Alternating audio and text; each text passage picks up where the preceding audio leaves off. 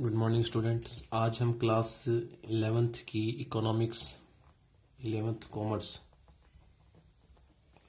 की इकोनॉमिक्स पढ़ने वाले हैं, जिसमें अपना चैप्टर नंबर जो था वो 3rd चल रहा है। आज हम इस चैप्टर को कंप्लीट कर देंगे, ठीक है। नेक्स्ट वीडियो में हम इसके क्वेश्चन आंसर करने वाले हैं। पहले इसको समझते हैं। हमने इसमें जो जो टॉपिक हमने पढ़े ना, सबसे पहले हमने इसके अंदर जो पढ़ा था वो था अपने अपरिष्कृत जो आंकड़े होते हैं कि वो क्या होते हैं। सबसे पहले हमने आंकड़े की क्या होते हैं उनके बारे में हमने देखा। सेकंड नंबर पे हमने इसमें देखा आंकड़े क्या होते हैं, बिखरे हुए या सही तरीके से संग्रहित नहीं, ये अपने वर्गीकृत नहीं होते। फिर हमने अपरिष्कृत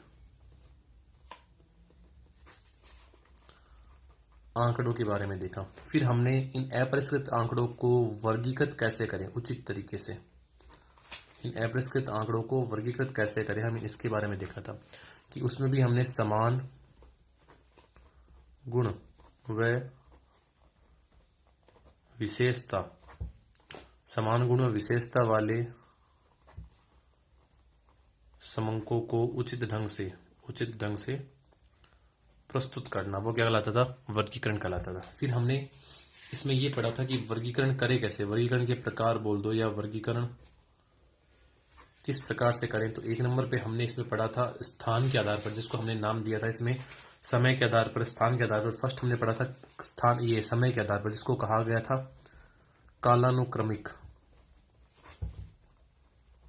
वर्गीकरण, ठीक है। ये था समय के आधार पर। क्या बता दूं, आगे लिख भी दूं, समय के आधार पर। समय के आधार पर मतलब जैसे आपको जिससे बता रखा था कि जनसंख्या कितनी थी, 51 में कितनी है, 61 में कितनी, ये क्या चल रहा है, वर्ष चल रहे हैं एक तरीके से, समय है, टाइम पीरियड। तो समय के आधार पर वर्गीकरण।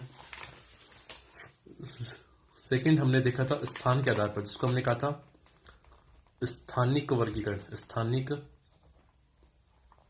वर्गीकरण ये क्या था अपना, स्थान के आधार पर वर्गीकरण हमने देखा था। स्थान के आधार पर वर्गीकरण हमने देखा, जैसे स्थान के आधार पर वर्गीकरण में हमने कि उस देश का नाम क्या है, ठीक है, वो कंट्री के आधार पर, स्थान विशेष के आधार पर हमने इसके वर्गीकरण को देखा था। अभी कनाडा में इतना ये प्रोडक्शन है, चीन में, फ्रांस में, ये हमने स्थान विशेष के आधार पर इसका देखा था, ठीक है।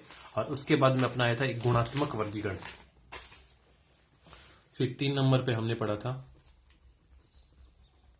गुणात्मक वर्गीकरण, ठीक है। फिर हमने चर के बारे में पढ़ा था, सतत और विभक्त। सतत चर जो बता रखे जो भिन्न में किसी में भी हो सकते हैं, जबकि विभक्त चर वो एग्जैक्ट संख्या का मान होगा, वो पॉइंटों में हमें देखने को नहीं मिलता, जैसे किसी संख्या, विद्यार्थियों की संख्या, ठीक है। फिर हमने बारंबारता वितरण को पढ़ा था कि बारंबारता वितरण का मतलब क्या है। बारंबारता वितरण की जो बताता है कि फ्रीक्वेंसी को बताता है सॉरी, वो आपकी फ्रीक्वेंसी को,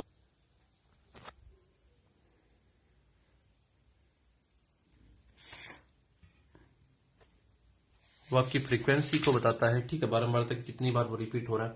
फिर हमने वर्ग अंतराल पढ़ा था। फिर हमने वर्ग पढ़े थे, वर्ग किस तरीके से बनाते हैं, ठीक है। जैसे 0 से 10 ये वर्ग की निम्न सीमा कहलाती है, निम्न सीमा। ये वर्ग की उच्च सीमा कहलाती है। हमने इसमें मध्य बिंदु, ये वर्ग अंतराल कहलाता है। इनका जो डिफरेंस है वो वर्ग अंतराल कहलाता है। और फिर हमने इसमें मध्य बिंदु पढ़ा था। मध्य बिंदु क्या, वो हमने पढ़ा था, ठीक है। तो आंकड़े क्या है, अपरिष्कृत आंकड़े क्या है, वर्गीकरण क्या है, वर्गीकरण को कितने भागों में बांट रखा है, वर्ग अंतराल क्या होता है, निम्न सीमा, उच्च सीमा, मध्य बिंदु क्या होता है, ये सारी चीजें हमने पढ़ी थी, ठीक है। तो ये सारी बातें हमने इसमें पढ़ी थी कि निम्न सीमा, उच्च सीमा, मध्य बिंदु, सारी चीजें। फिर इसमें हमने एक अपवर्जी व समावेशी रूप देखा था इनका वर्ग अंतराल का, ठीक है। अपवर्ग समावेशी क्या था कि एक वर्ग अंतराल की उच्च सीमा अगले वर्ग अंतराल की निम्न सीमा नहीं होती, वो उसी वर्ग अंतराल में विद्यमान होती है। जैसे 0 से 10, 11 से 20, 21 से 30। तो यहां पर ये जो उच्च सीमा है वो इसी पद में विद्यमान है, वो अगले पद में विद्यमान नहीं है। जबकि अपवर्जी में क्या होता है, एक वर्ग अंतराल की उच्च सीमा अगले वर्ग अंतराल की क्या होती है, निम्न सीमा होती है। यानी ये एक वर्ग अंतराल की उच्च सीमा अगले वर्ग अंतराल की आपको निम्न सीमा देखने को मिलती है, जबकि इसमें ऐसा आपको देखने को नहीं मिलेगा। ये समावेशी श्रेणी है, ये अपवर्जी श्रेणी है, ठीक है। तो हम अपने अकॉर्डिंग इसको काम में लेते हैं। फिर आपको बताया था कि मध्य बिंदु तो कैसे निकालते हैं, इन दोनों का सम कर लो अपने लोअर लिमिट और हायर लिमिट को और डिवाइड कर दो 2 से, ठीक है। फिर हमने इसमें अपवर्जी और समावेशी विधि हमने देखी थी। इसमें एक बात और की, समावेशी में तो कोई दिक्कत नहीं है, आपका जो पद है उसी में दिखा देंगे, जबकि अपवर्जी विधि में क्या होता है, मान लो 10 आ गया, ये किसी भी हम अंक को ही देख रहे हैं कि गणित के विषय के अंक किसी विद्यार्थी के 10 नंबर आए, अब 10 किस में दिखाएं, 0 से 10 वाली कैटेगरी में दिखाएं कि 10 से 20 वाली में, तो वो अपनी है इसमें आएगा 10 से 20 वाली में। यहाँ तो 10 से कम वाले आएंगे, यहाँ 10 और 10 से ज्यादा लेकिन 20 से कम वाले, और एग्जैक्ट 20 फिर वापस से नेक्स्ट में देखने को हमें दिख मिलेगा, ठीक है। तो ये जो थी अपनी अपवर्जी और समावेशी विधि के बारे में हमने देखा था। फिर हम ये पढ़ रहे हैं कि अपवर्जी विधि का एक छोटा सा एग्जाम्पल लेकर या समावेशी विधि का एक एग्जाम्पल लेकर कि समावेशी विधि को, मेन अधिकतर विधि जो है अपवर्जी काम में आती है। अब हम सीखने वाले हैं कि समावेशी श्रेणी को हम अपवर्जी में कैसे बदलें।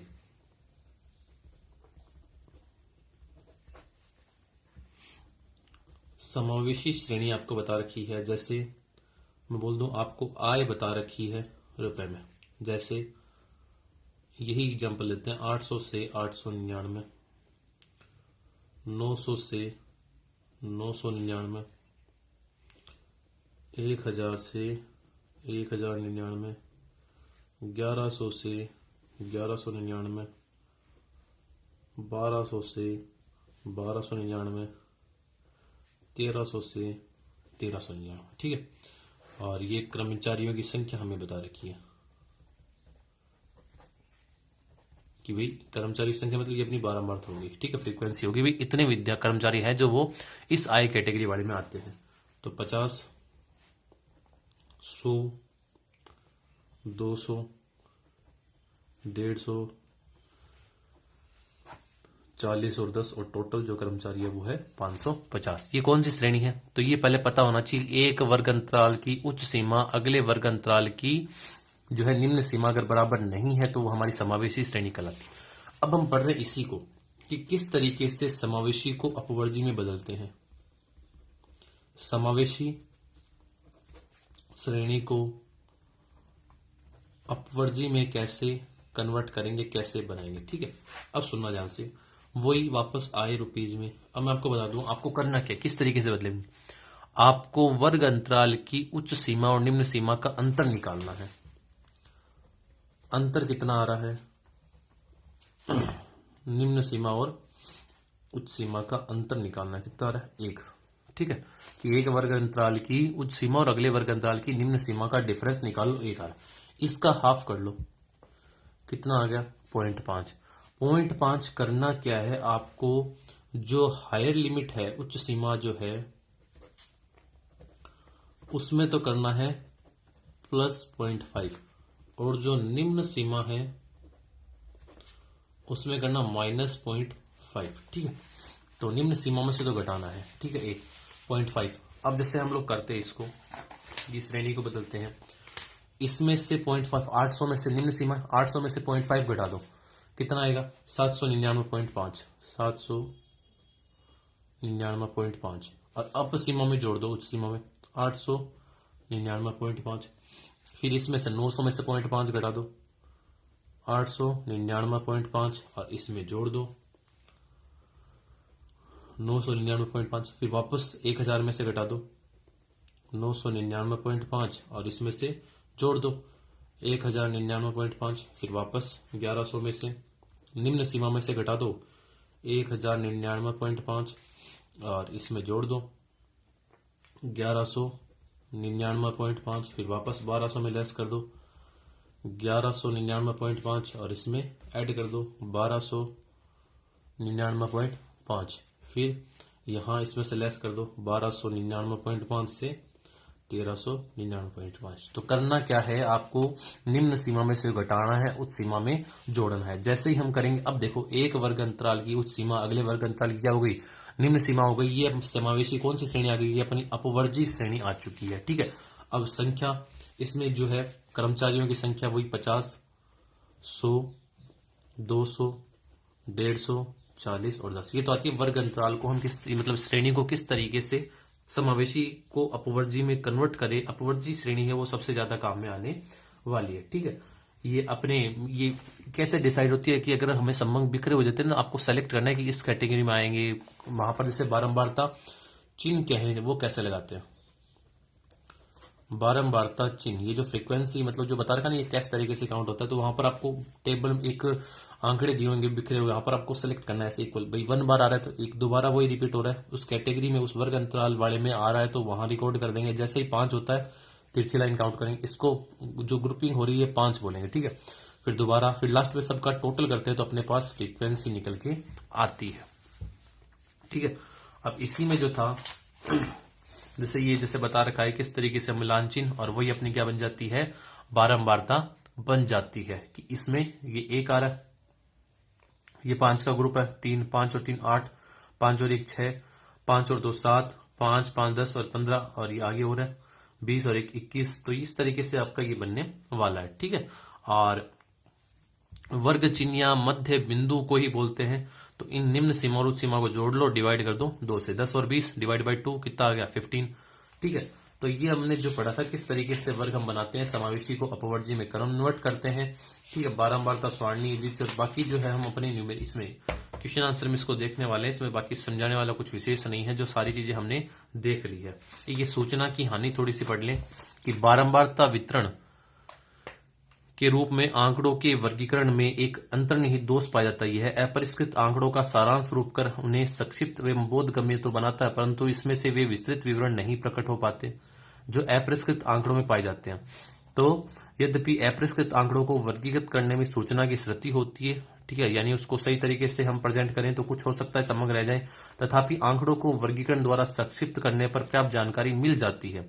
एक बार जब आंकड़ों को वर्गों में समूह कर दिया जाता है तब व्यष्टि प्रेक्षणों का आगे सांख्यिकी परिकलन में कोई महत्व नहीं रहता। जैसे वर्ग 20 से 30 के अंतर्गत 6 प्रेक्षण है, तो उनका भी तो हमें एनालिसिस करना चाहिए कि इंडिविजुअली हम लोग उसका एनालिसिस नहीं कर सकते कितने कितने नंबर आया। जैसे 25, ठीक है, 25 20 20 25 28, तो हमें पता करना हो कि किस विद्यार्थी के कितने नंबर है, वो वर्ग अंतराल वाली श्रेणी में पता नहीं कर सकते कि किसके कितने है, वो तो हमें पता लगता है कि भाई इस वर्ग अंतराल में इतने। तो ये एक थोड़ी सी समस्याएं चलती है, ठीक है। तो ये अपना लगभग कंप्लीट हो चुका है चैप्टर।